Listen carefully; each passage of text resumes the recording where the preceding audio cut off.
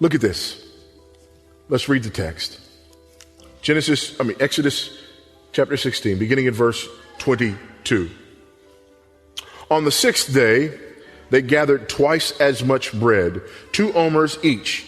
And when all the leaders of the congregation came and told Moses, he said to them, "This is what the Lord has commanded. Tomorrow is a day of solemn rest, a holy Sabbath to the Lord. Bake what you will bake and boil what you will boil, and all that is left over lay aside to be kept till morning." So they laid it aside till morning, as Moses commanded them, and it did not stink, and there were no worms in it. Moses said, "Eat it today, for today is a Sabbath to the Lord. Today you will not find it in the field. 6 days you shall gather it, but on the seventh day, which is a Sabbath, there will be none." On the seventh day, some of the people went out to gather. Lord, have mercy.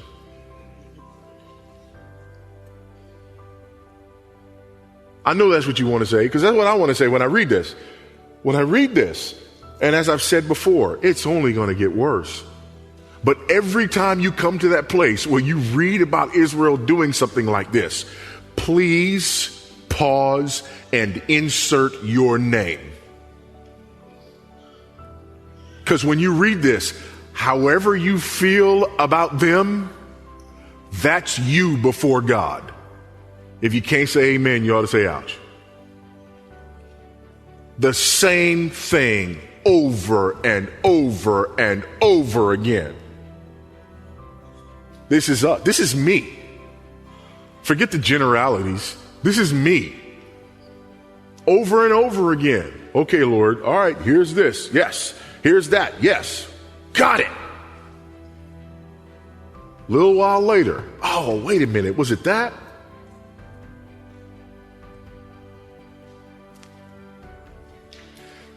On the seventh day, some of the people went out to gather, but they found none. And the Lord said to Moses, "How long will you refuse to keep my commandments and my laws? See, the Lord has given you the Sabbath. Therefore, on the sixth day, he gives you bread for 2 days. Remain each of you in his place. Let no one go out of his place on the seventh day." So the people rested on the seventh day. There is so much grace and patience there. First, let's look at some implications of this pre-Mosaic law, Sabbath. Ian Campbell wrote a wonderful article, and I'll reference the article a few times here. The title of Campbell's article, I believe, is "Why Easter Makes Me a Sabbatarian." I'll reference the crux of that point later. Campbell writes, "It is self-evidently not true that it was not until the law was given by God to his redeemed people at Sinai that they, and not the whole of humanity, were commanded to observe the Sabbath. The regulations governing the gathering of the manna in Exodus 16 required Sabbath observance before the Sinai law was given. Again, the fourth commandment has not been given yet. The fourth commandment is given in Exodus 20. Now, there are some who argue that what we have here is some sort of prolipsis. What we have here is that this actually happened after Exodus 20. But when Moses is writing it all out, he puts Exodus 20 after this moment. And the reason that they do this is simply because it's got to be that way if we're going to argue that the only reason to observe the Sabbath is the Mosaic law. If the only reason is the Mosaic covenant, which is summarized in the Decalogue, then you have to explain how you have what God is calling here commandment and law. Those are the words that he uses. Commandment and law before the Decalogue. How do we have mandatory observance before the Decalogue? if it wasn't a law until the Decalogue.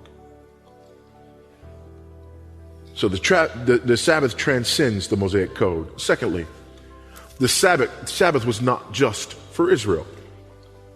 Again, Campbell writes, nor is there any reason to think, indeed there is much reason not to think, that the Sabbath was given to Israel with significance for no one else. Are we really to believe that the Ten Commandments functioned in this way, and that their ethical requirements were only for the redeemed people? Idolatry was practiced in the ancient world, and it is not only Israel who is judged for the practice.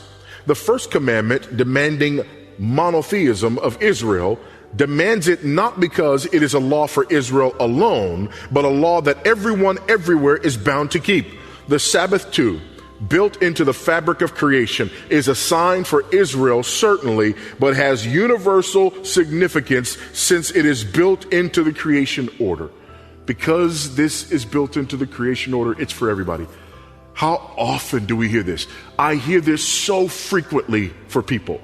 Well, I mean, the Ten Commandments, the law of God, that's only for God's people.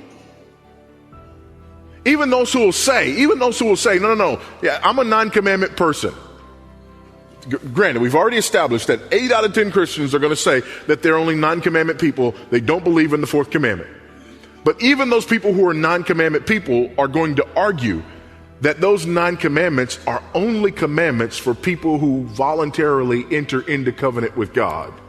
In other words, they argue that nations who practice other religions, that people groups that practice other religions, cannot possibly be judged by God for violating the Ten Commandments because they did not voluntarily enter into this covenant agreement with God. Therefore, how dare we judge other nations, other peoples, other religions for not holding to these 10 commandments? Therefore, how dare we as Christian citizens, for example, in the U.S., sit in judgment on non-Christian citizens in the U.S. for not upholding this moral code to which we have voluntarily enjoined ourselves? Because after all, unless and until you've signed on the dotted line, it's not immoral for you. If the fourth commandment is a creation ordinance,